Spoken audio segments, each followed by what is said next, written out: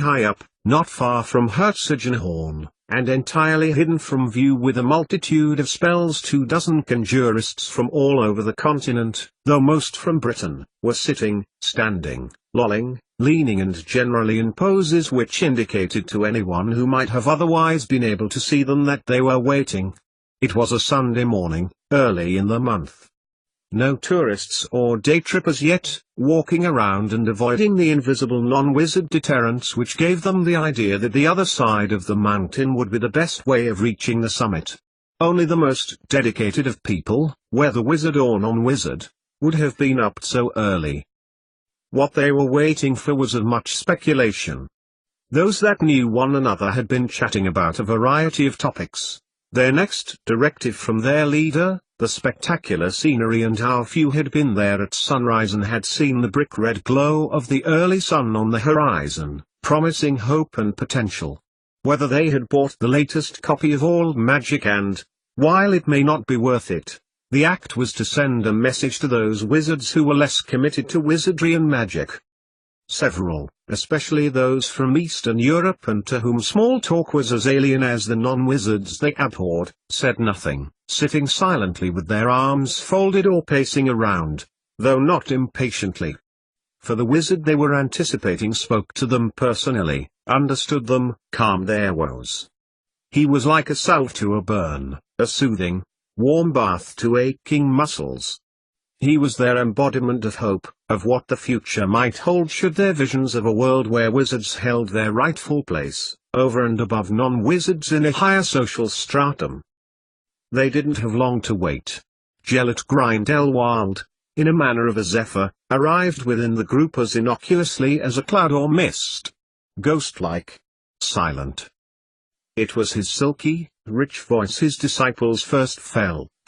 Amongst them he circulated, nodding approvingly and smiling warmly.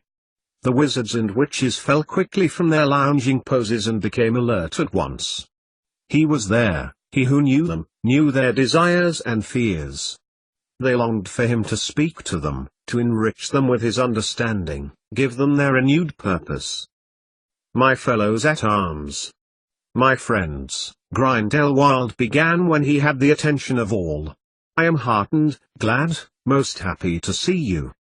His words filtered slowly, like golden syrup, into the minds of his disciples. You have responded well to the information that I have provided over the Flu network. Some of you were most industrious in your interpretation and have spread the message far and wide.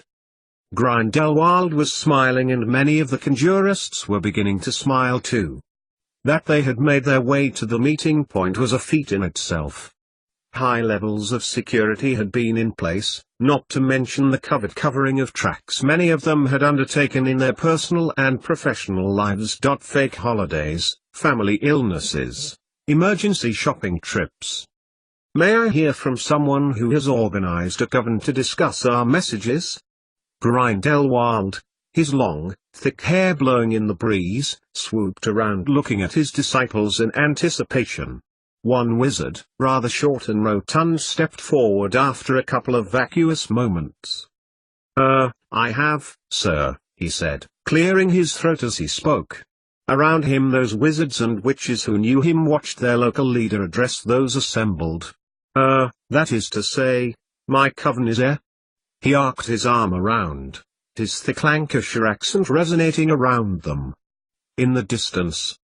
Wormsley, sir, continued the wizard, his face growing redder and visibly sweating. Had he been a non-wizard and around 100 years ago he would have fitted the role of an Arkwright mill manager to a T. Mr. Wormsley, oozed Grindelwald, a satisfied expression overcoming his features and swishing elegantly over to the clearly uncomfortable man. Please relax. We merely wish to hear of your successes. You bolster us all with your exploits and inspire others. Do continue. Well, said Philip Wormsley, tugging at his overtight collar, perspiration now beading on his forehead. First, He tailed off and swallowed, clearly very ill at ease. First, we got together some people, wizards and witches. Me and the wife knew saw our point of view. I interpreted your message on the Flu Network and told the wife about it." He swung round to his dyed yellow-haired wife, similar in stature and demeanor to her husband. "Ooh, yes," she replied shrilly. "Brenda," said he, she continued looking around her. "Brenda. Look here. The great Grindelwald wishes to share with us his humble views." "Humble views," echoed Wormsley fervently. "I told our Bren that, if one so great as yourselves says to believe in old magic, and to set our store by it, then by Merlin so should we." "We waited for your next message," added Brenda, nodding furiously. "And you told us how to mind our ways. It's not that we don't like non-wizards," she protested shrilly, "some of our closest friends are non-wizards." "But this is about us, all us who are magical," concluded Philip Wormsley, nodding round to those who knew him. "Aye," replied many of them. "Ah. It's about our rights and traditions, just as you said." He looked back at Grindelwald, his image almost the polar opposite of the erudite, charming, talented wizard, Wormsley's stubby fingers interlinking firmly. "If we don't stand up for ourselves, no one will. And it's not like we're asking for anything neither. We just want what is ours, and know that it's protected." Another chorus of yes and RS followed. "So, you is asking what we've done for you?" Philip Wormsley searched out for the answer to his hidden question on Grindelwald's face and was rewarded by raised eyebrows, which was clearly to be interpreted as silent confirmation. "Well, we got together some of the people we know. But we ain't into going out onto the moors, no way, not with my strain to my wand-casting arm. Not that we don't consider finding somewhere private to be important, as you said," he justified quickly. "It's just at our age we appreciate warmth and a hot drink too. We've also been sending out pamphlets via owls to our families and friends and followed them up with a phone call, see if they were interested, like." "Indeed," mused Grindelwald fixedly. "And we read out the statements of law to our MMP, out member of Magical Parliament," added Mrs. Wormsley, trying to bolster her husband's unnecessary defense. "We tried to send many messages on the Flu Network. A lot of our messages came back, with lumps of meat attached. We're just not up with the technology."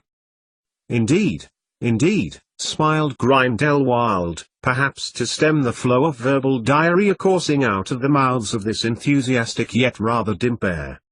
"It is heartening to know that my advice is being listened with such dedication. Thank you, Mr. and Mrs. Wormsley. Thank you for your unending loyalty." "Aye," replied Wormsley, stepping back into the circle next to his wife. "A pleasure, sir." "Well, on to the business of our meeting," continued Grindelwald silkily. The wizards and witches dropped silent, waiting expectantly. This was their moment, what they had been waiting for, what they had traveled so many miles to witness. Their ultimate authority in the matters of fundamental wizardry was about to address them personally. "I am sorry that my co-expert, Albus Dumbledore, cannot be with us this day, but, be assured, his absence is very much to do with our cause. He will shortly be visiting Britain." At this he looked pointedly over to the Lancashire witches and wizards for whom Wormsley had just spoken, so as to lobby the Ministry for Magic over the rights of wizards in statute. "But that is not what you have come so far to talk to me about," he added, narrowing his eyes and smiling warmly.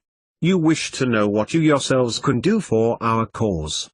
We will continue with our communications between one another, between coven and coven. Do we have representatives from the southern counties of England?" A few nervous hands rose up. "Scotland?" "Aye." "Wales, Ireland?" "Yeah," yelled Price and Pugh, a lone pair of wizards from Pontypandy in South Wales who had managed to get to the meeting eventually after making a substantial detour that had taken them to Canada, Fiji, New Zealand, the Maldives and Cairo. Next to them a large group of wizards wearing Green Island Quidditch tops joined in a verbal salute. "France?" Holland, Denmark, Germany, Slovenia, Moldova, Lithuania. Many hands shot up as Grindelwald mentioned their home countries, accompanied by several is, as and yeses in a variety of European languages. Many of these areas had met with Grindelwald before, but this had been the first time that British wizards and witches had been included. Then we shall continue with the pensives. The technology has grown enough for connectivity to be effective over the whole of Europe. You can share your thoughts, reassure one another, speak about your actions, discuss strategies amongst yourselves.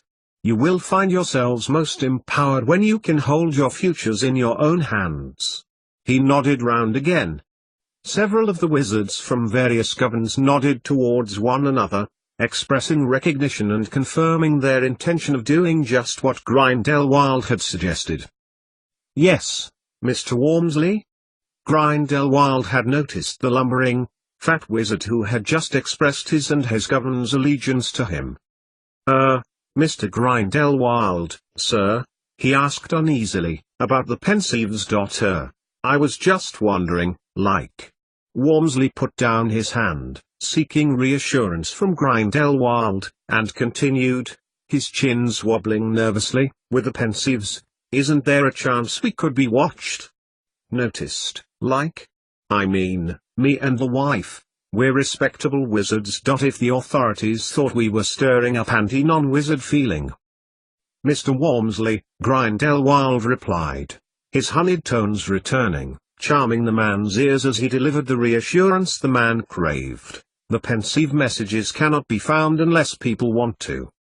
That is to say, you can only leave your memories in your pensive if you want to, and only the people with whom you wish to share your memories can see them, using the code spells that you set.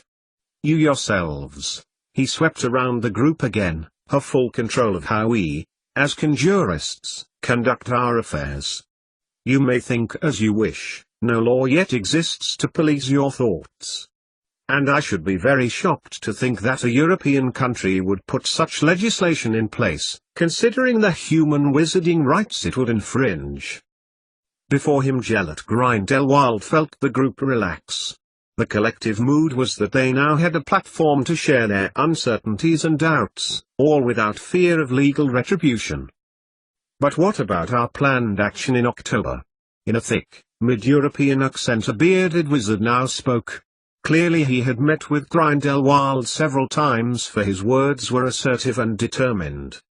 We feel that our governments will arrest us before we have a chance to do what you have coordinated.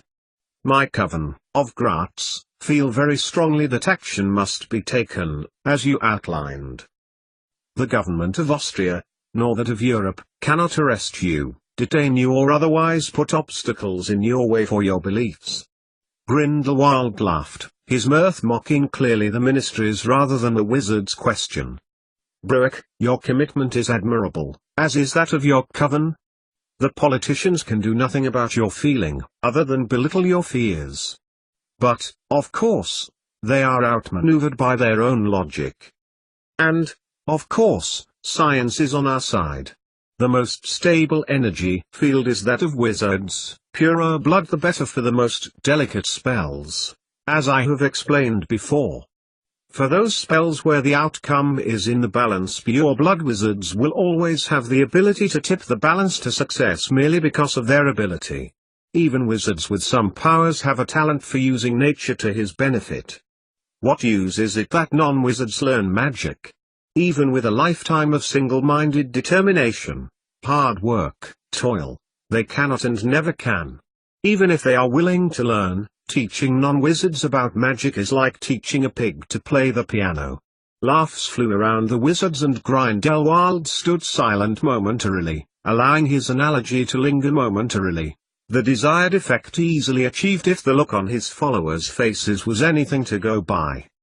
Governments, he concluded, cannot hide away from the truth, which is why our demonstration of collective protests, our forthright aggression, will bring home to all wizards what we stand for, what we are, and that we cannot be sidelined or pushed aside. Around Grindelwald a crescendo of applause. Cheers and expressions of exultation grew until all wizards, even Wormsley and the older wizards and witches, were clapping and hailing the mighty wizard. So, this purge of non-wizards, continued Bruick, clearly not willing to be sidelined. What about those of limited magical ability, or those born to wizard families who have no obvious talents? We do what we have always done, replied Grindelwald, his voice soft and beguiling. It makes little sense to educate those wizards in magic, for it will be of little practical use to them. We should be encouraging our government to spend our money not only wisely, in such tough economic times, but also humanely. Bolster the feelings of those wizards, educate them separately so they do not feel overwhelmed or incapable. I am not advocating castigation, Mr. Bruick, far from it. Charity and sympathy should be our watchwords, and we should be lobbying our governments for such changes. It is simply cruel to educate wizards with little or no magic in a highly magical environment, reminding them day in and day out of what they're not. And what of non-wizards? No. We are doing them a kindness. Applause now, nodding amongst the wizards. He had them on side. Grindelwald smiled. Perhaps it is something I can discuss at the next parliamentary sessions.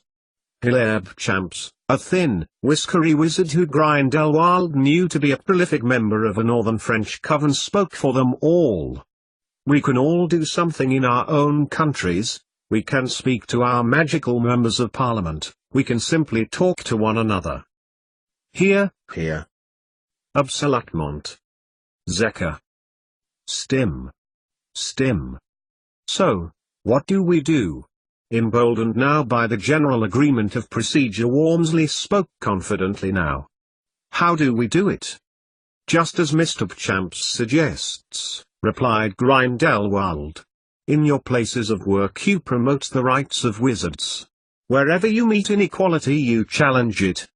When you meet your friends, when you come across other wizards in public, in your private life. Waiting for the flu, buying a newspaper. His voice died away as Grindelwald surveyed them all. How willing they were, how keen. It had been far easier than either of them had ever thought. Which comes to the point of when. Our action must be together, it must be coordinated. We begin our purge of all things non-wizard in October. 30th October to be exact.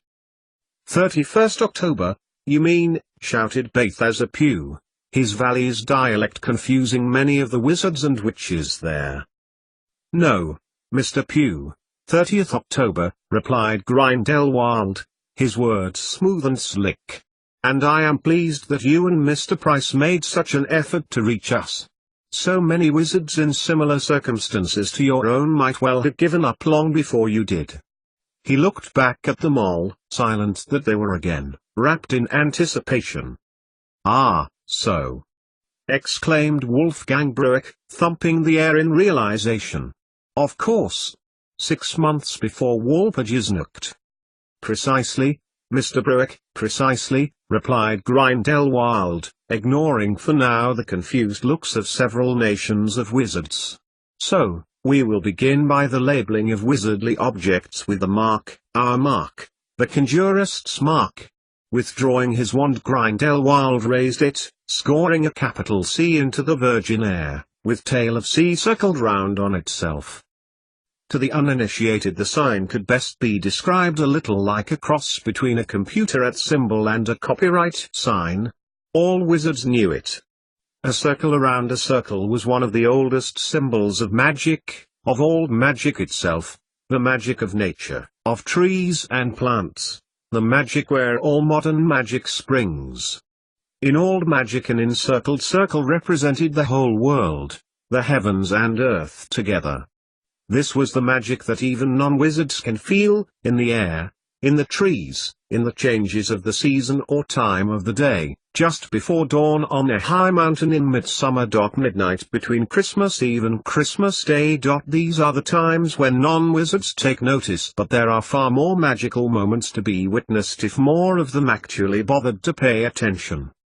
and Grindelwald also knew that the symbol represented something more, something which enticed each and every wizard of them back to their origins, back in the dark mists of history and before even then. Even the most liberal wizard knew that the mark represented them, those of magic, even if they did not subscribe openly or even willingly to the conjurists' cause. For the loop surrounding the sea left a gap, a small gap.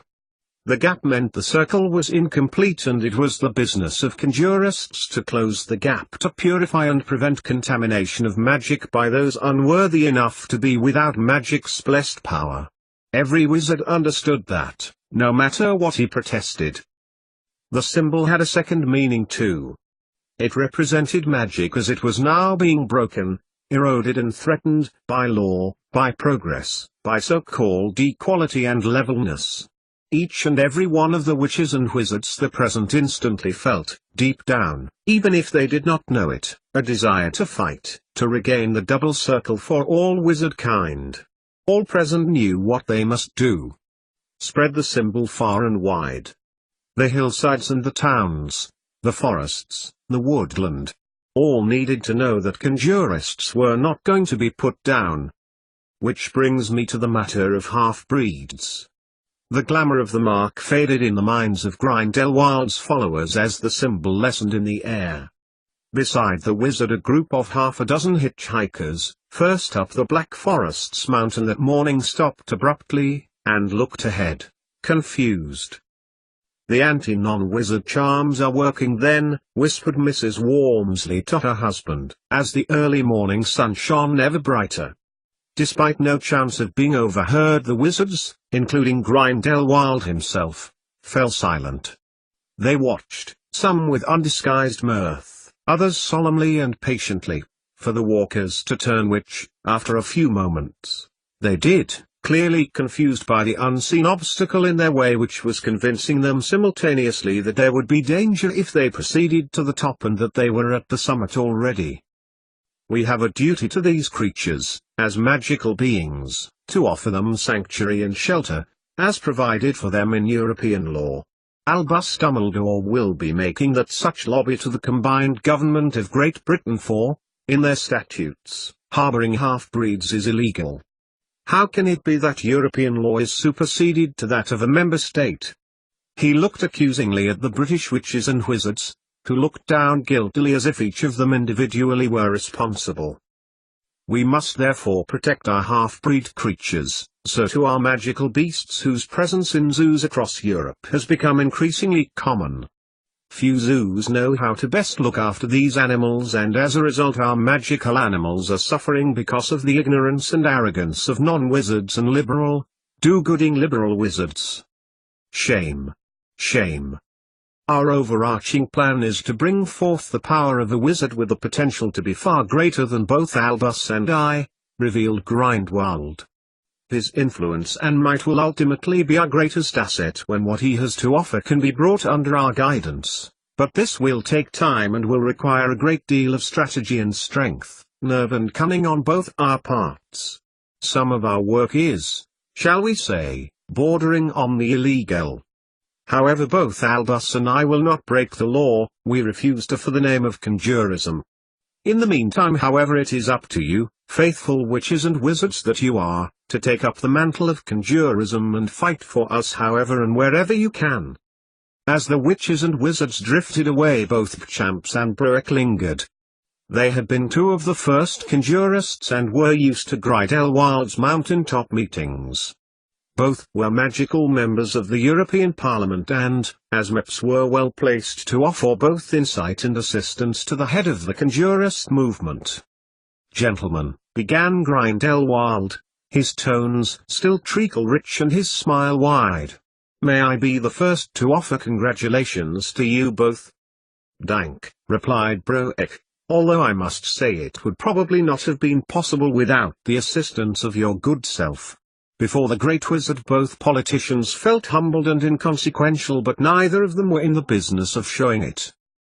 "Herr Bruick, if I may, how fares the long-term education policy of the Institute Durmstrang?" "Gut," replied Wolfgang Bruick. "That is, The entry requirements for the school will remain as they are for the future, and it is my belief that they may grow ever tighter to preserve the quality of magical research which happens within its walls. As you said, pure-blooded wizards have talents beyond even the most average wizard, and that is a rare thing which should not be squandered. Indeed. Parliament agrees with this sentiment, corroborated Bchamps slickly. And who would not at least enjoy the journey to the Hearts, to the Brocken, to the gateway to Durmstrang? You have our reports, Mr. Grindelwald, do you not? Added Broek quickly. His heart rate decreased a little as Gelert Grindelwald nodded. And you have met with Henrietta Edwards too? I did not see her amongst the wizards this morning. Will she be meeting with us now? Dear Henrietta has indeed conveyed her sentiments, and regrets her absence, replied Grindelwald, nodding slowly. A small flicker crossed his eye as the Rostraprox crossed his mind, and below, the Bode Gorge. She has proved herself most useful. Grindelwald paused, and smiled at both wizards. It is regretful, however, that Miss Edwards will not be joining us.